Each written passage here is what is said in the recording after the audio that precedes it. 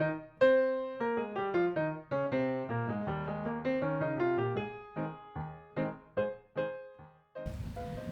you ever wondered what it would be like to live in a house that's over a century old? Hi, I'm Ashley Sides, Preservation Outreach Coordinator with the Arkansas Historic Preservation Program. And today we're going to be discussing the history of this beautiful Gibb Altheimer house. The architect of this house, Frank Gibb, was an extremely talented man. Born in 1861, he moved to Little Rock with his family in 1871. After his father's business burned down in the Chicago fire. Gibb went to college at the Missouri College of Mines and graduated in 1881. He then moved back to Little Rock and opened his own engineering business. At the same time, he had begun designing residential buildings for his father's business. Gibb's popularity as an architect grew, and he designed more and more buildings. He is said to have designed more than 50 Little Rock residences and many commercial and industrial buildings, including 20 courthouses around the state. The Arkansas Gazette said in 1889 that many of the prettiest houses in the city have been built after Mr. Gibb's designs, and that his designs show some of the most attractive features of modern architecture. His legacy remains today in 2 National Historic Landmarks, 8 county courthouses on the National Register of Historic Places, as well as 8 houses individually listed, and at least 18 more residential homes in the Governor's Mansion Historic District. Despite his great success, Frank Gibb is rarely mentioned in the historical records. His wife, Mary Newton Gibb, the daughter of a prominent family and a well-known suffrage activist, is mentioned in newspapers from the early 20th century more often than Frank is. In 1904, Frank Gibb was chosen to design the building that would represent Arkansas at the 1904 World's Fair in St. Louis, Missouri. He built a beautiful neoclassical Arkansas State building which featured massive columns and closely resembled a Greek temple. The building had great success at the fair and showed Arkansas in a better light to the other states. After the fair, the Arkansas building was purchased by a private owner, taken apart, and moved to Fayetteville, where it was reassembled and stood for many years. Meanwhile, Gibb loved his state building design so much that he decided to build this home for himself in Little Rock in a very similar, if somewhat more restrained style. The house retains only one full-height portico, simplified with Tuscan columns instead of Corinthian, and lacks additional bays flanking the porch. This neoclassical facade makes a bold statement on Arch Street. Around the corner to the left, the house presents a colonial revival face to 18th Street with a 1-story entry porch and door surrounded by an elliptical fan light with side lights. The other first-floor windows of the house are topped with blind arches rather than fan lights or transom windows, as the Arkansas building had. Gibb finished his house in 1906. It stands on Arch Street within what is today the Governor's Mansion Historic District. Arch Street used to be the main road running through this part of Little Rock before Broadway was built. And because of this, Mary Gibb decided that she did not want guests to have to park here on the busy street, and so she requested that although the house appears to front Arch Street, the main entrance should be located around the street off of 18th. Let's go inside and meet the current owners of this beautiful home.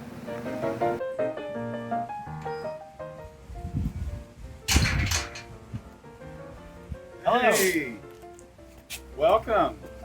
Welcome to the Gibb Altheimer house. We're so excited that you're here on this beautiful Arkansas fall afternoon.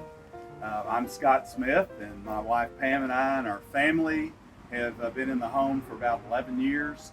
We're really excited that you're featuring the historic nature of this great home.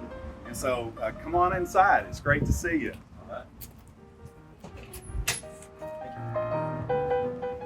Welcome inside. Thank you. Yeah, as you said, this house Gibb designed after, it was patterned after the 1904 World's Fair building, Arkansas building at the World's Fair in St. Louis.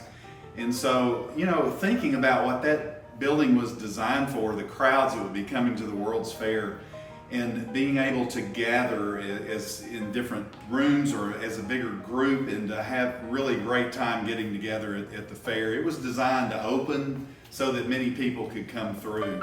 And that's one of the things we've really enjoyed about this house is on this main entry level, it's so open between the living room, foyer, and dining room area, kind of all one big area. And so it's allowed us to have some fun events here. We were privileged to have a wedding for some really good friends of ours. And we've had a murder mystery dinner for a group, a sit down dinner for about 50 people. Also had a book signing deal at one time, and had a couple hundred people probably here. I know well over 100. So it's being built for that kind of a flow has really been fun, and being able to have some different events. And one of the things that's also I think is interesting about this area is the double suspended stairwell. Typical of what you might see in a courthouse, since Gibb designed so many of the courthouses around Arkansas. It has that look and feel to it. One of the things I discovered on a weekend, my counting nature, I'm an accountant by background. I think I was just automatically counting my steps as I was going up the stairs, and I'm going, there's 18 steps from top to bottom. As the story goes, the Gibbs' daughter, Cassie Bell, was going to be turning 18 within a couple of years after they moved into this house, and they wanted to have a big party for her as kind of a coming out party. And so the 18 steps on the stairwell was intended to be a place that she could walk down at a coming out party. As the story goes, their niece turned 18 before she did, and so they had a party first for her. And I believe it was written up in the papers. There was a couple of hundred people. I know there was a midnight buffet. There was dancing and orchestra and all of that. And so it was quite the affair. It was probably also quite a lot of work. And I heard that when Cassie Bell actually turned 18, they decided to have that party at the Capitol Hotel here downtown instead of at the home. But it's just fun. We've always said this place is happiest when it's full of people and there's an event going on where people are just having fun together. So we love that feature of the house, the open nature of the main level. We can look around in some of the individual areas as well. So this is the living room and the place that we really enjoy spending time together as a family. And we'll come back here in just a second, but I'll take you to one of my favorite places, is the front porch. What I call the front porch, because it faces Arch Street, the main front of the house. Of course, we came in the family entrance off of 18th Street to come in the house, but this is the front porch that's out. It faces Arch.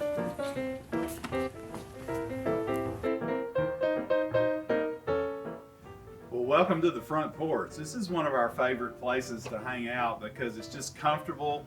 And I love the way that Gibb designed the covered, with the covering over it. We can sit out here as long as it's not blowing rain. And it's just a comfortable place to be together as a family when the weather's nice. One of the architectural features you'll notice about the front windows, since an architect designed this house, everything's symmetrical. And so the window was put in the middle for symmetry purposes, but it's not actually a full window. It's just a shutter from the outside with the opening in the brick. The master bedroom's behind that upstairs, and it's just wall behind that, but it was went ahead and put it in the design of the house for symmetry purposes. One of the things that appeals to Smith about this house is the symmetry it has throughout, not just on the exterior, but carried over into the interior as well. Entering from the 18th Street door, as we did at the beginning, you find yourself in a central hall with the symmetrical double staircase straight ahead and rooms to either side. The dining room to the left and the parlor to the right are separated from the central hall by 4 wood columns, 2 flanking each opening. Or if you enter through the Arch Street portico, the paired columns line up and lead your gaze through the house from the parlor to the dining room, with its centered fireplace flanked by its own columns, and the light fixture in the middle of the room, a counterpart to the one in the middle of the parlor. This is the dining room area, and in so many homes, the dining room is a much smaller space, but that's one of the things that we've really enjoyed about this house is the dining room is a significant part of the whole downstairs main level. And you can get a lot of people in here. But we believe probably the 1904 World's Fair building was similar design, open design, and was able to get larger groups in there as well. One of the original features of the home is these light fixtures, and even having the color in these as old as they are is quite unusual. But originally this was a gas fixture, and you can see the gas turn on, shut-offs, and then they converted it later to electric. So we really enjoyed the nice big kitchen too, and it feels kind of like your grandmother's kitchen in some ways. It's just old, it's got a lot of original features in it. The tin type on the walls. As a matter of fact, it gets pretty warm in the summer in here when we're cooking, but it's got a 10 burner gas range stove. The kitchen has been used even throughout the years to cater weddings and events out of. Different families that have lived in here have significantly contributed to the upgrade and preservation of the home, and certainly the kitchen is one of those areas that's happened in. Also in the kitchen, the windows are large. That's throughout the home. There's large windows about 7 feet tall throughout the home, especially even upstairs, and so you can see the large windows here as well in the kitchen area. One of the features of the home is there is a buzzer up in the living room that the family or guests could push, and it will ring back here in the kitchen. I suppose back in the day that the folks, you know, that were back here in the kitchen serving the guests it would ring back here when you punch that buzzer up there, so they would know to have service in that area. If the downstairs is made for entertaining, the upstairs is a private retreat. The stairway leads to the second floor landing and a hallway, off of which are the family's bedrooms. The Gibbs only lived in their splendid, majestic home until 1911. Why did they suddenly sell it? It's unclear, but it may have had something to do with the loan that Frank defaulted on that year. He had used his wife's jewelry as collateral for that loan, but she brought a lawsuit to keep it, claiming that this was her personal property and this was done without her knowledge.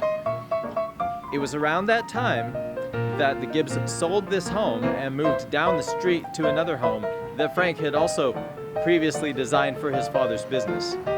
So this house at 1801 Arch was then bought by the Altheimer family, one of the significant families of Little Rock at that time. There have been many great families that have lived here through the years, and many of which have made significant contributions to improvement and preserving the historical nature of this home and this property. And so we're grateful for that, and we're committed, as our family is, to maintaining the historical nature of this property as well and continuing to improve it.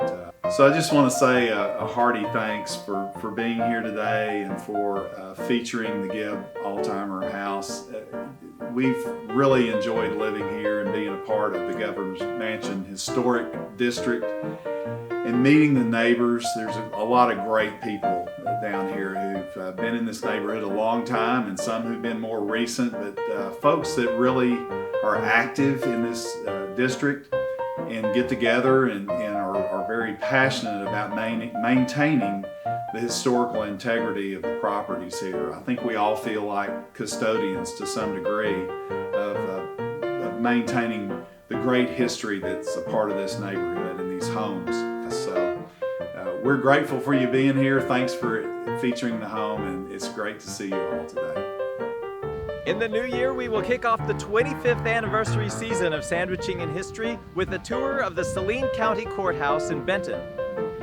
Built in 1902, this is one of the only Romanesque Revival-style buildings in the entire state. Our 2022 tours will continue to be virtual, so please join us online for the program on January 7th.